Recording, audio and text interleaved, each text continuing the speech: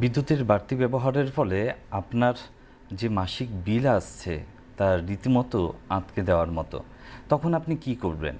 কি করে আপনি আপনার বিদ্যুতের সাশ্রয় করবেন, কিংবা কি করে আপনি নানান ধরনের কৌশল অবলম্বন করে আপনার পকেটকে অনেকটাই ভারী রাখতে চেষ্টা করবেন?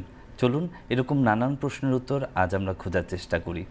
নমস্কার, বিজ্ঞান ও প্রযুক্তি অনুষ্ঠানে আপনাদের সবাইকে স্বাগত জানাই। আজকের আমাদের আলোচনার মূল বিষয় হচ্ছে সেভ ইলেকট্রিসিটি। আর এই বিষয়ে আলোকপাত করতে আজকে আমার সঙ্গে ডিডি ত্রিপুরা স্টুডিওতে উপস্থিত রয়েছেন এনআইটি আগরতলার ইলেকট্রিক্যাল ইঞ্জিনিয়ারিং বিভাগের সহকারী অধ্যাপিকা ডক্টর নিবেদিতা লস্কর মহোদয়া। আপনাকে স্বাগত জানাই। ম্যাডাম, আজ আমরা বিদ্যুতের সাশ্রয় সম্পর্কে জানব। তবে যাকে নিয়ে আমাদের এই আলোচনা, বিদ্যুৎ কিংবা ইলেকট্রিসিটি, বৈজ্ঞানিক পরিভাষায় আমরা তাকে কি, কেন বা বলতে কি বুঝি সেটাই আগে জানতে চাইছি। ইলেকট্রিসিটি বলতে আমরা যেটা বুঝি, মানে আমরা দুটো বিন্দু ধরে নেই, ওটার মধ্যে যদি পোটেনশিয়াল ডিফারেন্স থাকে তাহলে কি হয়, ইলেকট্রন সবসময় হায়ার পোটেনশিয়াল থেকে লোয়ার পোটেনশিয়ালের দিকে ফ্লো করবে। ইলেকট্রন যেদিকে ফ্লো করে এর উল্টো ডিরেকশনই আমরা বলি যে কারেন্ট ফ্লো করছে, ওইটাই অ্যাকচুয়ালি ইলেকট্রিসিটি। আচ্ছা, এইভাবেই সেটাকে আমরা সায়েন্টিফিক্যালি সেটাকে ডিফাইন করতে পারি। সায়েন্টিফিক্যালি ডিফাইন করি আমরা যদি সেই বৈজ্ঞানিক পরিভাষার পাশাপাশি আমরা যদি সেই ডিসকভারিজের কথা যদি চলে যাই, কি করে এই বিদ্যুৎ আবিষ্কার হলো? সেটা কি আগেই ছিল, নাকি সায়েন্টিস্টরা সেটা ইনভেনশন করেছেন বা ডিসকভারি হয়েছে? বিষয়টা কি আসলে? সত্যি কথা বলতে গেলে ইলেকট্রিসিটি সবসময়ই ছিল, সেটা আমরা এটা বলতে পারি না এটা ইনভেনশন, এটা ডিসকভারি হয়েছে। বাচ্চারা হয়তো আপনারা দেখবেন অনেক সময় আমরা ছোটোবেলায় খেলতাম, কাগজ কিছু কুচি করে নিতাম, তারপর সেই চুলের মধ্যে চিরুনি চালিয়ে কাগজের মধ্যে ধরতাম, ওগুলো অ্যাট্রাক্ট হতো। সেম টাইপেই একজন 600 BC-তে থালে নামে একজন, উনি কী করলেন, একটা আম্বার একটা ম্যাটেরিয়াল আছে, ওইটাকে সিল্কের মধ্যে যখন রাব করলেন, তো এটা ফেদার বা ওইসব টাইপের লাইট ওয়েট জিনিসকে অ্যাট্রাক্ট করলো। তখন উনি ওইটা ইলেকট্রিসিটি, ওটা অ্যাকচুয়ালি স্ট্যাটিক ইলেকট্রিসিটি ছিল, উনি ওইটাকে ম্যাগনেটিজম ভেবেছেন যে ওইটা চুম্বক হয়ে গেছে, ওরকম টাইপের কিছু একটা, মানে ইলেকট্রিসিটির আইডিয়াটা আসেনি। তারপর কি হলো, আরও অনেকে অনেক কিছুই করলো। এর মধ্যে আরেকজন 1700 শতকের দিকে বেঞ্জামিন ফ্র্যাঙ্কলিন, উনি কি করলেন, একটা চাবিকে একটা কাইটের মধ্যে, মানে ঘুড়ির মধ্যে লাগিয়ে উনি একটা মানে খুব ঝড় আবহাওয়া, ঝড় বাদল এরকম একটা পরিবেশ, ওই কাইটটাকে উড়ালেন। তখন থান্ডারিং হচ্ছিল, সেই বজ্র বিদ্যুৎ যেটা, তাতে কি হলো যে স্পার্ক হলো, ওই কাইটের মধ্যে যে কিটা ছিল, আয়রন কি, ওইটা জ্বলতে শুরু করলো, ওইটার মধ্যে স্পার্ক দেখা গেল। তখন উনি বললেন যে দিস ইজ ইলেকট্রিসিটি। বাট ওইটার কোনো অ্যাপ্লিকেশন পার্ট কিন্তু তখনও আসেনি। তারপর আসলেন মাইকেল ফ্যারাডে বললেন যে না, এগুলো যেমন ইলেকট্রিসিটি আছে, যাই আছে, এগুলোর জন্য কিছু, মানে ও ম্যাগনেটিজম অ্যান্ড ইলেকট্রিসিটি, ওই দুইটাকে একটু লিঙ্ক করলেন উনি। তো প্রথম যেটা করলেন যে সত্যিকারে একটা লাইট বাল্ব জ্বালিয়ে, ইনক্যান্ডেসেন্ট লাইট বাল্ব জ্বালিয়ে দেখালেন এডিসন যে দিস ইজ ইলেকট্রিসিটি, ওই আর কি। তো অ্যাকচুয়ালি এটার মধ্যে কোনো একজন জিনিসটাকে ডিসকভার করেনি, এটা অলরেডি ছিল নেচারে, অনেকে মিলে এটাকে আস্তে আস্তে বিল্ড করেছে জিনিসটাকে। মানে একজনকে আমরা বলতে পারবো না যে পুরো কৃতিত্ব ওর। তবে ফ্যারাডেজ ইলেকট্রোম্যাগনেটিক লজের অনেক মানে অ্যাপ্লিকেশন সাইডটা অ্যাকচুয়ালি ওনারই অবদান বলা যেতে পারে। তো উনি মেনলি ওই জিনিসগুলো আনলেন, তারপর এটার অ্যাপ্লিকেশন করে। তো অ্যাকচুয়ালি আমরা তো আর খালি চোখে ইলেকট্রিসিটি কিছু দেখি না, আমরা অ্যাপ্লিকেশন পার্টটাই দেখি। তো ওইটা বলতে গেলে যে সবাইকেই কৃতিত্ব দিতে লাগে হিস্ট্রি বলতে গেলে। তারপর তো ধরুন আরো অনেক বিজ্ঞানীর সেই ক্ষেত্রে অবদান রয়েছে।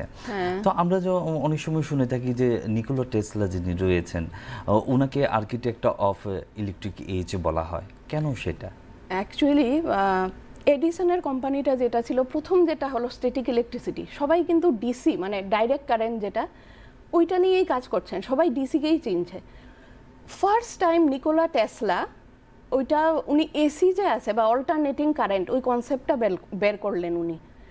আর টেসলা যেমন ছিলেন যে উনি কিন্তু ইঞ্জিনিয়ার না, উনি ভর্তি হয়েছিলেন কলেজে, but he is dropped out, but he is extremely talented man, মানে প্রচণ্ড ট্যালেন্টেড ম্যান। উনি অনেক কিছু ছোট ছোট আবিষ্কার করলেন উনি। প্রথম একটা কোম্পানিতে, টেলিগ্রাম কোম্পানিতে চাকরি পেয়েছিলেন, ওইখানে উনি এমপ্লিফায়ার ডিজাইন করলেন। তারপরে উনি জেনারেটর ডিজাইন করলেন, ডিসি জেনারেটর, যেটা ছিল এডিসনের কোম্পানিতে।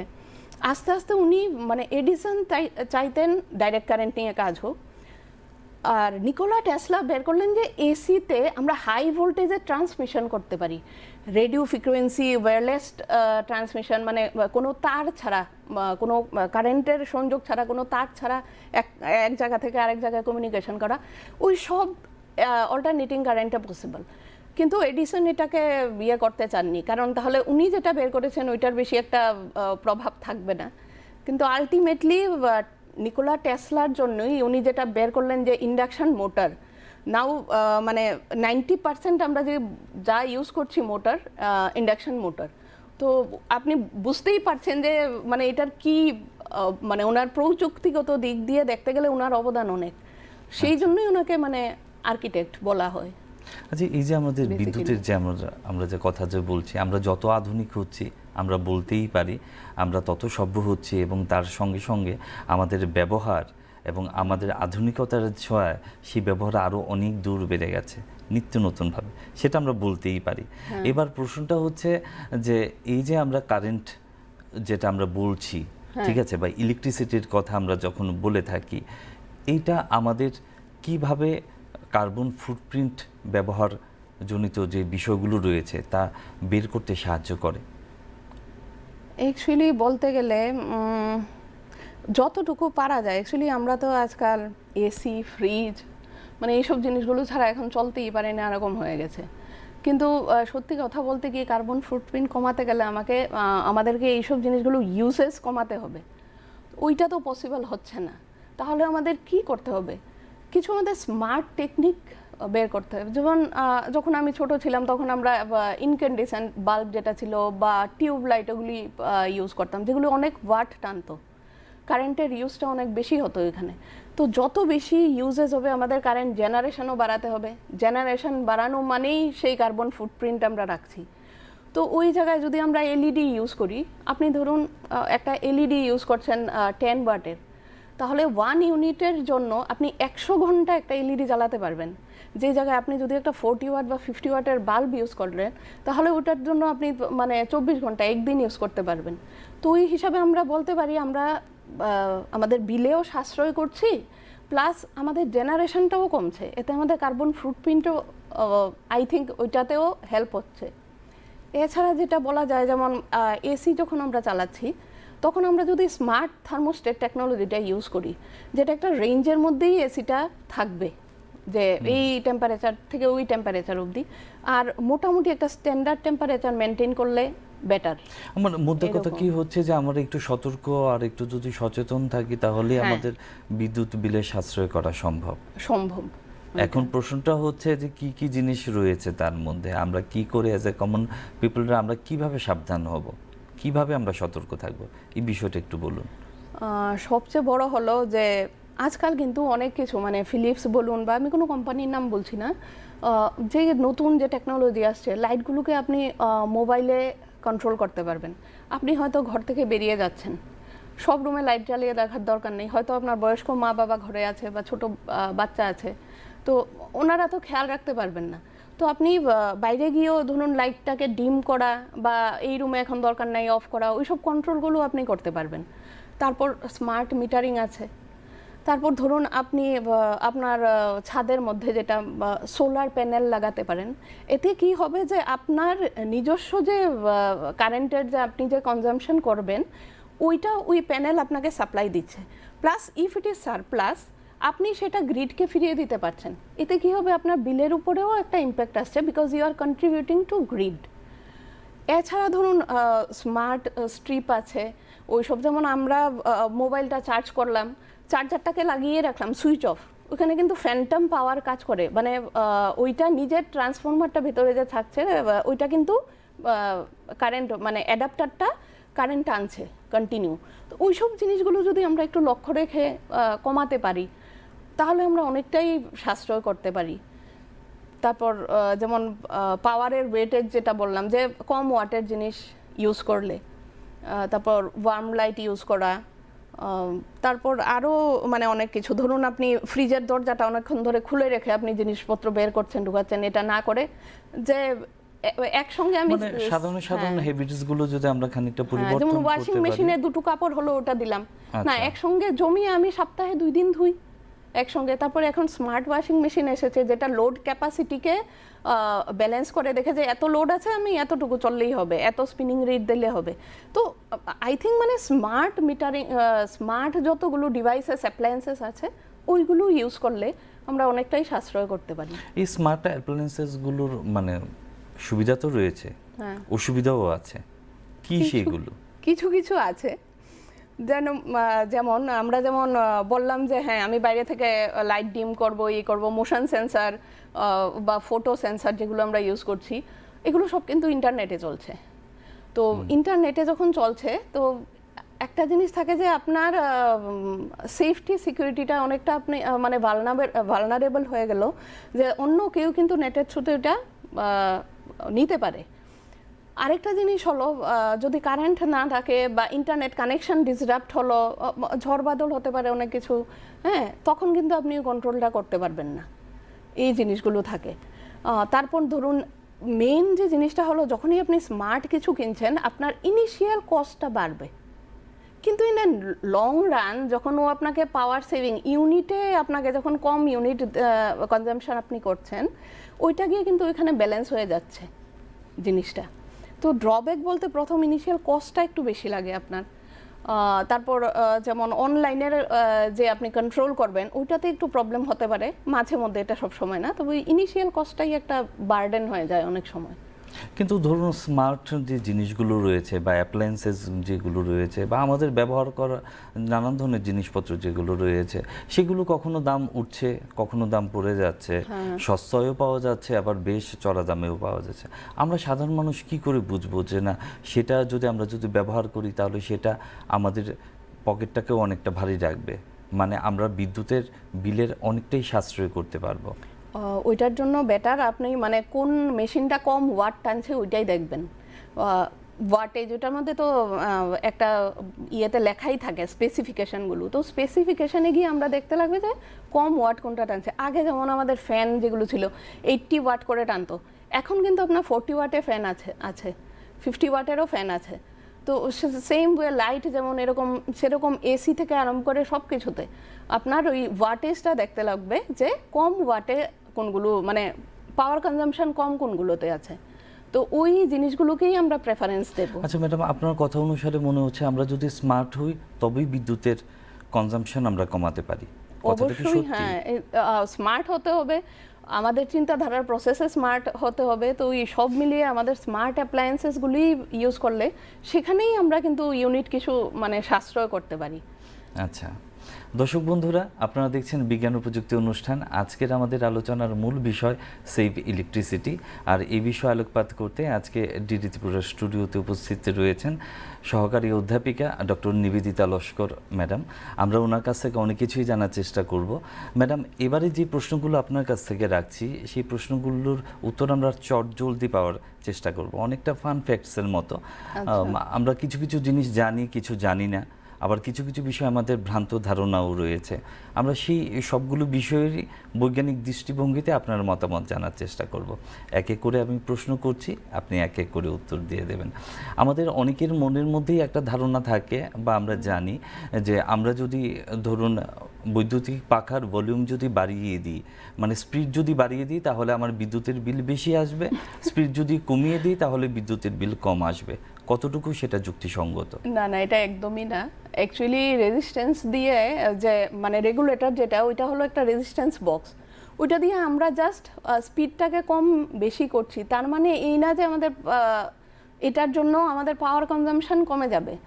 আমাদের পাওয়ার কনজাম্পশন সেমই থাকবে, ওই ড্রপটা রেজিস্ট্যান্সের অ্যাক্রসে হয়ে যাচ্ছে, কিন্তু এটার মানে এই না যে কমিয়ে দিলে কনজাম্পশন কমে যাবে, বাড়িয়ে দিলে কনজাম্পশন বেড়ে যাবে, এরকম কিছু নেই এটাতে। আচ্ছা, আমরা যদি আবার ফ্রিজের মধ্যে যদি প্রচুর খাবার দাবার যদি রাখি, খাদ্য সামগ্রী যদি প্রচুর পরিমাণে ফ্রিজে রাখা হয় তাহলে বিদ্যুৎ বিল বেশি আসতে পারে, কি বলবেন আপনি? না, এটা ঠিক না। আমরা যদি খাবার দাবার বেশি রাখি তাহলে অ্যাকচুয়ালি ফ্রিজটাকে খালি রাখলে কি হয়, এয়ার অকুপাই করে রাখে জায়গাটা, এয়ার কিন্তু বেশি একটা মানে হিট আটকে রাখতে পারে না। সেই জায়গায় আমরা যদি খাবার দাবার রাখি, ওইটা বেশি মানে ঠান্ডাটাকে অ্যাবজর্ব করবে, বেশিক্ষণ সময় ঠান্ডাটাকে রাখতে পারবে। এতে কি হবে, ফ্রিজের থার্মোস্টেট বারবার অন অফ হবে না, যে ঠান্ডা করার জন্য ওকে বারবার অন হতে হচ্ছে, অফ হতে হচ্ছে, এরকম হবে না। এতে কি হবে যে ফ্রিজটাও বেশি দিন ভালো থাকবে। আর যদি সেরকম সাফিসিয়েন্ট জিনিসপত্র না থাকে, আমরা জলের বোতল রাখতে পারি, জলের জাগ রাখতে পারি, যাতে খালি স্পেস না থাকে। স্পেস ভরা থাকা ভালো খালি থাকার থেকে। মানে খালি থাকলে হয়তো বা বিদ্যুতের খরচ বেশি হতে পারে। খালি থাকলে বরং খরচ বেশি হতে পারে, কারণ বারবার ফ্রিজটাকে অন হতে হবে ওই খালি স্পেসের টেম্পারেচারটাকে কমানোর জন্যে। আচ্ছা, ওই বিদ্যুৎ হিসাবে। যদি না থাকে তাহলে ওয়াইফাই কাজ করে না, কতটুকু সত্যি? বিদ্যুৎ না থাকলে কথাটা একবারে ভুল না, কারণ হলো রাউটার মডেম যেগুলো আছে এগুলো কিন্তু বিদ্যুতের সঙ্গে কানেক্টেড। তো ওইখানে কোনো কোনো জায়গায় আমরা ব্যাটারি ইউজ করছি, বিদ্যুৎ যদি নাও থাকে, বা আমার হয়তো বাড়িতে সোলার প্যানেলের সঙ্গে এটা কানেক্টেড, ওইখান থেকেও পাওয়ার নিচ্ছে, কিন্তু যদি অনেকক্ষণ যাবত না থাকে তাহলে ওয়াইফাই প্রবলেম হবে। আচ্ছা, আমরা যখন নানান ধরনের যে অ্যাপ্লায়েন্সগুলি যখন ইউজ করি, সেগুলো যদি অনেকটা পুরনো হয়ে যায় বা বাড়িঘরে যদি আমরা পুরনো যদি তার ব্যবহার করি, তো সেই ক্ষেত্রের মধ্যে বিদ্যুতের বিল বেশি আসে, সত্যি না মিথ্যে? এটা হ্যাঁ, যদি অনেকটা পুরনো হয়ে যায়, যে কোনো জিনিসেরই একটা সেলফ লাইফ থাকে, ওই হিসাবে দেখতে গেলে আপনি দেখবেন ফ্যানের মধ্যে একটা ক্যাপাসিটার আমরা লাগালাম, কিছুদিন প্রথম যেমন স্পিড থাকতো ক্যাপাসিটারে, পরে কিন্তু ওইটা থাকে না, কারণ ওইটা ডাইইলেকট্রিক স্ট্রেংথ কমতে থাকে। সেম ওয়ে আমরা যে ওয়্যারগুলো ইউজ করছি, এগুলিও তো যখন আমরা কারেন্ট নিচ্ছে আমাদের সার্কিট, এগুলো ওয়ার্ম আপ হচ্ছে, গরম হচ্ছে, আস্তে আস্তে এগুলো ডিগ্রেড করে যে কোনো জিনিস। তো পুরনো তার ব্যবহার করলে অবশ্যই, আর বিশেষ করে যদি অ্যালুমিনিয়াম ওয়্যার ব্যবহার করা হয়, ওটার মধ্যে কিন্তু লসেসটাও বেশি হয়। তাহলে কপার আমার কি ওয়্যার হলে ধরনের তার মানে ব্যবহার করা উচিত? কপার ওয়্যার ইউজ করাটা ভালো। কপার ওয়্যার হয়তো একটু কস্টলি, ইনিশিয়ালি আপনার ওয়্যারিং করতে আপনার কস্ট বেশি লাগবে, কিন্তু এটা লং রান কপার ওয়্যার ব্যবহার করা ভালো, কারণ আপনার লসেস কম হবে। ওই হিসাবে কপার ওয়্যার বেটার। আর copper wire longevity aluminium wire থেকেও বেশি। আচ্ছা, ওই হিসাবে এসির টেম্পারেচার যদি আমরা কমিয়ে দিই তাহলে বিদ্যুৎ বিল কম আসবে, সত্যি নাকি? টেম্পারেচার কমিয়ে দিলে মিন্স মানে টেম্পারেচারটা যদি আমি 14-15 ডিগ্রি রাখি, এটা বলছেন কি? হ্যাঁ, ধরুন আমি কমিয়ে দিলাম, আমার যতটুকু দরকার বা গরম অনুসারে আমার যতটুকু থাকা দরকার আমি ততটুকু না রেখে অনেকটা কমিয়ে দিলাম। না, অনেকটা কমিয়ে দিলে তো অবশ্যই এটাকে মানে পারিপার্শ্বিক টেম্পারেচার থেকে ওইটা ঘরটাকে যদি বেশি ঠান্ডা করতে যায়, ওর বিদ্যুৎ বিল অবশ্যই বাড়বে, ওর পাওয়ার কনজাম্পশন বেড়ে যাচ্ছে ওইদিকে দেখতে গেলে। মোটামুটি একটা স্ট্যান্ডার্ড টেম্পারেচারে রাখাটা ভালো। সেই স্ট্যান্ডার্ড টেম্পারেচারটা কত? এটা মোটামুটি 25 ডিগ্রি। তবে অনেক সময় ভেরি করে, আপনার ঘরে যেমন একটা 40 এইজের একটা মানুষ থাকলে ওর যত টেম্পারেচার হয়তো 25 ডিগ্রিতে, কিন্তু এখানে যদি একজন বয়স্ক মানুষ থাকেন, তখন ওনার জন্য টেম্পারেচারটা 26 ডিগ্রি এমন করলে মোটামুটি 25-26 রাখা মানে ভালো। তারপর ধরুন হঠাৎ কারেন্ট চলে গেল, তারপরেও ঘরটা কিছুক্ষণ সময়ের জন্য ঠান্ডা থাকবে, এই জিনিসগুলোও আছে। তো আর এখন তো সব স্মার্ট এসি, ওইগুলোতে থার্মোস্টেট থাকে, যেটা টেম্পারেচারটা মোটামুটি কন্ট্রোলেই রাখে, একটা টাইমের পরে ওটা নিজে থেকে মানে অফ করে দেয় ঠান্ডা করাটাকে। আচ্ছা, কোনটাতে বেশি লোড বাড়ে, ফ্রিজ ব্যবহার করলে নাকি ল্যাপটপ ব্যবহার করলে? ফ্রিজ ব্যবহার করলে, ফ্রিজ তো অনেকটা ঠান্ডা করছে, কন্ডেন্সার আছে। ল্যাপটপে তো আর কন্ডেন্সার, ল্যাপটপে শুধু একটা ফ্যান থাকবে, ওটার মধ্যে তো আর এত পাওয়ার কনজাম্পশন হয় না, না। বর্তমানে দেখা যাচ্ছে যে নানান ধরনের যে মডার্ন অ্যাডভান্সড যে ল্যাপটপগুলো আসছে, যদি স্মার্ট ল্যাপটপ হয়, যেটা হয়তো স্যাটেলাইটের সঙ্গে কানেক্টেড, যেটা অনেক কিছু কাজ করছে, ওগুলোতে কিন্তু পাওয়ার কনজাম্পশন বেশি। আর এমনিতে যদি যেমন আমাদের ল্যাবে টেবে যেগুলো যে কোনো কিছু একটা আমরা রান করছি, কন্টিনিউয়াস চলছে, ওইগুলিতে তখন একটু বেশি হয়ে যায়, কারণ ফ্রিজটা তো কিছুক্ষণ সময় পর ঠান্ডা হয়ে গেলে ওইটা অফ হয়ে যাবে। কিন্তু নর্মাল যে বাড়ি ঘরে আমরা ল্যাপটপ ইউজ করি, ওইটাতে সেটার মধ্যে তো সেটার সাথে কম্পারিজন আসে না। এখন সেই কম্পারিজনটা যদি আমি ডেস্কটপের ক্ষেত্রে করি তাহলে? হ্যাঁ, ডেস্কটপে ল্যাপটপ থেকে বেশি পাওয়ার টানে। নর্মাল ল্যাপটপ আর ডেস্কটপ যদি দেখি, ডেস্কটপে তো আপনার ইউপিএস চালাচ্ছেন, আলাদা মনিটর আছে, আলাদা আপনার ইউপিএস, মানে সব মিলিয়ে ডেস্কটপটা একটু বেশি পাওয়ার টানবে। আপনি একটা ক্যামেরা লাগালেন আলাদা, ওইটা কিছু টানবে। মানে ডেস্কটপ করতে গেলে তো সবগুলো আলাদা আলাদা ডিফারেন্ট পার্টসকে জুড়ে আমরা বানাচ্ছি, আর ল্যাপটপে তো কম্প্যাক্ট সব কিছু আছে একসঙ্গে, ডেস্কটপটা একটু বেশি টানে। আচ্ছা। ওই থেকে বেটার ল্যাপটপ, পাম্পটপ বা আমরা কিছু একটা সাধারণ স্ক্রল করব, কিছু দেখবো, এটার জন্য ডেস্কটপ ওপেন না করে যতটুকু পারা যায় পাম্পটপ বা ট্যাবলেট এগুলোতে কাজ করা, তাহলে কি যত ছোট ডিভাইস, কম্প্যাক্ট ডিভাইস, তত পাওয়ার সেভিং আচ্ছা, ওই দিক দিয়ে দেখতে গেলে। এখন পাওয়ার সেভ করার ক্ষেত্রে আমরা যখন বৈদ্যুতিক যন্ত্রপাতি কিনি তখন সেই পাওয়ার যে রেটিং রয়েছে সেটাকেও দেখে কেনা উচিত, অবশ্যই এটা দেখে কেনা উচিত। মানে স্টার দেখে কিনবো? স্টার স্টার রেটিংটা কি আমি বলছি, যে 3 স্টার হলো, 4 স্টার, 5 স্টার, এগুলো কি যেই যন্ত্রগুলো ওয়াটেজ কম নেবে ওগুলো হায়ার স্টার রেটিংয়ে থাকে। তো আমি অবভিয়াসলি আমি যখন কিনতে যাব হয়তো বেশি স্টার রেটিংয়ে আমাকে একটু বেশি টাকা খরচা করতে হবে, কিন্তু আলটিমেটলি ও কিন্তু পাওয়ার সেভিংই আচ্ছা, দেবে। এই যে স্টারসগুলো যে দেওয়া যে থাকে সেটা কি মানে বিজনেসের জন্য, মুনাফার জন্য কি সেটা দেওয়া হয়ে থাকে, নাকি তারও একটা স্ট্যান্ডার্ড রয়েছে? না না না না, ওইটার স্ট্যান্ডার্ড আছে, ওইটা দেখেই যে কত ওয়াটেজ টানছে এইসব, মানে কত ওয়াট ও কনজিউম করছে। 2-3টা এসি হয়তো আপনি নিলেন, যে ওগুলো চালিয়ে দেখা, এটা স্ট্যান্ডার্ড ইয়ে থাকে, যে এমনিতেই কেউ বিজনেসের জন্য এগুলো স্টার রেটিং দেয় না। আচ্ছা, তাহলে বলছেন যে যখনই আমরা হোম অ্যাপ্লায়েন্সেসগুলো কিনবো বা বৈদ্যুতিক সরঞ্জাম কিনবো তখন আপনার এই স্টার রেটিংগুলো দেখে কেনাটা অনেকটাই দেখে ভালো কেনাটা ভালো। আজকের দিনের মধ্যে। যদি আপনার কাছে মানে পয়সা থাকে যে আপনি হায়ার স্টার রেটিংয়ে যেতে পারবেন, যেটা ওয়াটেজটা কম, তো ওইটা কিনা, আমার মতে ওইটা কেনা বেটার। আচ্ছা ম্যাডাম, আমরা কি নিজেরা কি বিদ্যুৎ তৈরি করতে পারি আমাদের বাড়ি ঘরে? হ্যাঁ, আজকাল তো মোটামুটি অনেকেই রুফটপ সোলার প্যানেল লাগাচ্ছেন। তো এতে কি হচ্ছে, ওইটা আপনার নিজের বিদ্যুৎটা নিজেই তৈরি করছি, তো মাঝে মধ্যে ওই প্যানেলগুলোকে পরিষ্কার করতে লাগবে, তাতে আমাদের এফিসিয়েন্সিটা বাড়বে। আর এতে কি হয়, ওইটা যদি আমাদের ব্যাটারির সঙ্গে কানেক্টেড থাকে ঘরে ইনভার্টারে, তাহলে যখন কারেন্ট থাকবে না তখন ওইটা ইনভার্টারের থ্রুতে আমাদের যেই কনজামশনগুলো আমরা তখন করছি এগুলোকে চালাবে। প্লাস আপনার সারপ্লাস হলে, এখন যেমন নেট মিটারিং আছে, আপনি টিসিসিএল ওই পাওয়ারটাও দিতে পারবেন। এতে কিন্তু আপনার সাশ্রয় হচ্ছে, আপনার টোটাল যে বিল আসবে ওটার মধ্যে বিলটা কমে যাবে মানে বিদ্যুতের। সেই ক্ষেত্রে তো সাশ্রয় হবে, হ্যাঁ। কিন্তু ম্যাডাম এই প্যানেলটা ব্যবহার করার জন্য কি প্রচুর টাকা খরচ হবে, নাকি স্বল্প না, মূল্যেও এখন সেটা পাওয়া সরকার যায়? কিন্তু অনেক না, একটু খরচা হয়, কিন্তু সরকার কিন্তু সাবসিডি দিচ্ছে। তো সরকার থেকে যদি এটা করা হয় তাহলে কিন্তু অনেক ক্ষেত্রে বিদ্যুৎ ডিপার্টমেন্ট কিন্তু এই সুবিধাগুলো দিচ্ছে।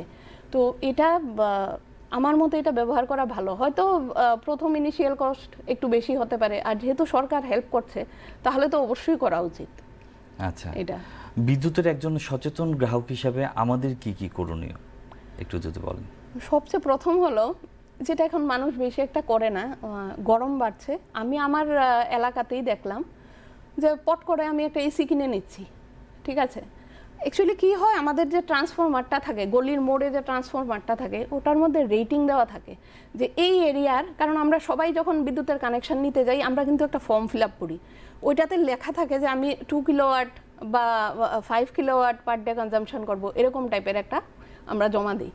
ওই হিসাবে বিদ্যুৎ নিগম ক্যালকুলেট করে আমাদের ট্রান্সফরমারটা পুট করছে। এখন হঠাৎ করলে আপনি এসি কিনলেন, আপনি একজন কিনলেন, আচ্ছা ঠিক আছে কিছুটা ওয়াটেজ বাড়বে, এমন করে আপনি কিনলেন, আমি কিনলাম, পাশের বাড়ি রামশ্যাম যদু মধু সবাই কিনছে, তখন কি হবে, হঠাৎ করে আমার এরিয়ার কনজামশন অনেক বেড়ে যাবে। তো that will overload the transformer, তখন ওই ট্রান্সফরমারের ফিউজ পুড়বে বারবার, কারণ আমি তো বিদ্যুৎ নিগমকে জানাচ্ছি না। তো ওই জন্য ট্রান্সফরমারটাও খারাপ হবে, ইট মে বার্ন আউট। ওই জন্য আমাদের এজ এ নাগরিক এটা মানে আমাদের কর্তব্য যে আমি যখনই কিছু ইনস্টল করছি, বড় মাপের একটা বাল্ব লাগালে নিশ্চয়ই আমি গিয়ে বলবো না, সারপ্লাস ওরা দেয়, তো তখন আমাদের ইনফর্ম করা দরকার বিদ্যুৎ নিগমকে। এটা একটা আরেকটা জিনিস হলো, যখনই আমার ঘরের মধ্যে আমি দেখছি যে ট্রান্সফরমার থেকে দূরে যেই বাড়িগুলো, ওগুলোতে কিন্তু ভোল্টেজ আস্তে আস্তে রিডিউস হয়, ভোল্টেজ যখন কমে যাচ্ছে আমাদের পাওয়ারটা সেম, মানে VI cos phi equal to power. এতে কি হচ্ছে, কারেন্ট বেড়ে যাচ্ছে, কারেন্ট বেড়ে যাওয়ার মানে আই স্কোয়ার আর লস বাড়ছে। তো আমার লস বেড়ে যাচ্ছে যখন ভোল্টেজটা কমছে, তখন এগুলো আমার অ্যাপ্লায়েন্সেস উপরেও, আমার অ্যাপ্লায়েন্সেস হিট আপ হচ্ছে, আমার অ্যাপ্লায়েন্সেস খারাপ হতে পারে। তো ওই জন্য আমাদের বলা উচিত ওদেরকে যে ওই জিনিসটা যাতে ঠিক করে দেয়। ওরা বিদ্যুৎ নিগমের কাছে এগুলো আছে, ক্যাপাসিটার ব্যাংক লাগিয়ে, সিনক্রোনাস কন্ডেন্সার, অনেক কিছু আছে আমাদের, যেগুলো লাগিয়ে পাওয়ারটাকে আবার বুস্ট করা যায়। তো ওই সব জিনিসগুলো একটু, আমি যদি দেখি যে আমার ঘরে এরকম প্রবলেম হচ্ছে, এতে আমারও তো বিল বাড়ছে, তো ওইগুলো একটু খেয়াল রাখা দরকার। আর বাকি যেগুলো লাইট ফ্যান বন্ধ করা, টিউবের জায়গায় এলইডি ইউজ করো, এগুলো তো মোটামুটি সবাই জানে, এগুলো আর বলার কি আছে। তো আর যেমন ফ্রিজের দরজা বেশিক্ষণ খোলা রাখা নাই, ওয়াশিং মেশিন মানে সে প্ল্যান করে ইউজ করা, যে রোজ আমি ওয়াশিং মেশিন ইউজ করলাম না।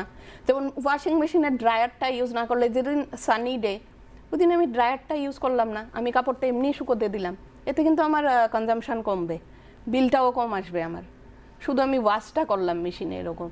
তো এগুলো ছোট ছোট ব্যাপার যদি আমরা নিজেরা মাথায় রাখি তাহলে অবশ্যই আমরা অনেকটা সাশ্রয় করতে পারি।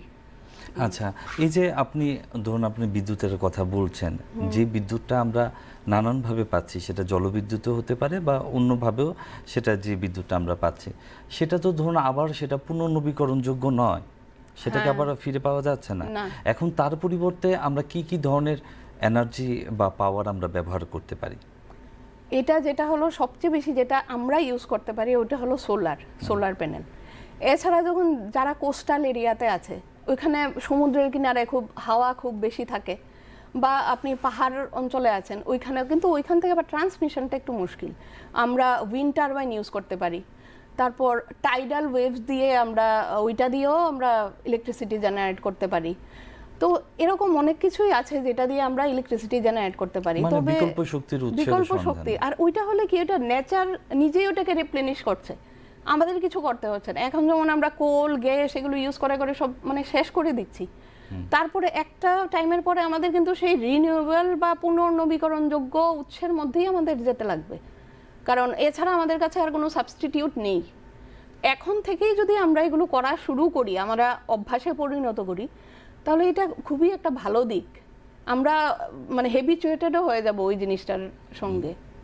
ম্যাডাম, আমরা অনুষ্ঠানের শেষ পর্যায়ে চলে এসেছি।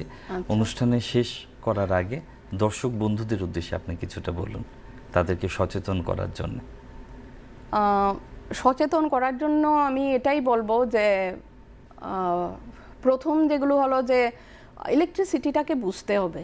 আপনি যদি ওইটা না বোঝেন, মানে হলো যে সাশ্রয় করাটা আমাদের মাথায় রাখতেই হবে।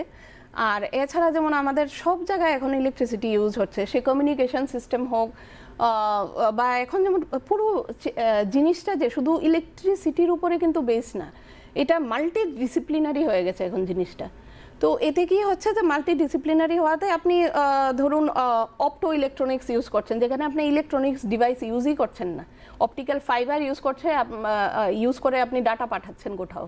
তো এরকম ক্ষেত্রে কিন্তু অনেকটাই সাশ্রয় হচ্ছে।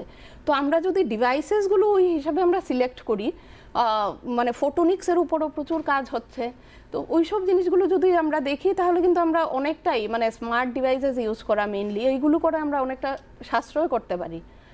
আর আসলে তো এটা তো বলাই যেতে পারে যে অদূর ভবিষ্যতে সেই ইলেকট্রিসিটি প্রোডাকশন কিংবা জেনারেশন কিংবা সেই ডিস্ট্রিবিউশনের ক্ষেত্রে নানান ধরনের অ্যাডভান্সমেন্ট আসছে। হ্যাঁ, আসলে এত অল্প সময়ের মধ্যে এত একটা বিশাল বিষয় নিয়ে আলোচনাটা করা সত্যি কষ্টকর বিষয়। রিসার্চ লেভেলে আমাদের কাজটা তো অ্যাকচুয়ালি অ্যাজ এ প্রফেসর আমরা সেই রিসার্চ লেভেলে কি নতুন ডেভেলপমেন্ট ওইগুলি নিয়ে বেশি কাজ করি। একদম, আমরা আগামীতে নিশ্চয়ই চেষ্টা করব এই বিষয়গুলো নিয়ে আলোচনা করার জন্য। অসংখ্য ধন্যবাদ ম্যাডাম আমাদেরকে সময় দেওয়ার জন্য। তার সঙ্গে ধন্যবাদ জানাই আপনাদেরকেও যারা এতক্ষণ ধরে আমাদের সঙ্গে ছিলেন। আজকের আলোচনা আমরা এখানেই শেষ করলাম। সবাই ভালো থাকবেন। নমস্কার। নমস্কার।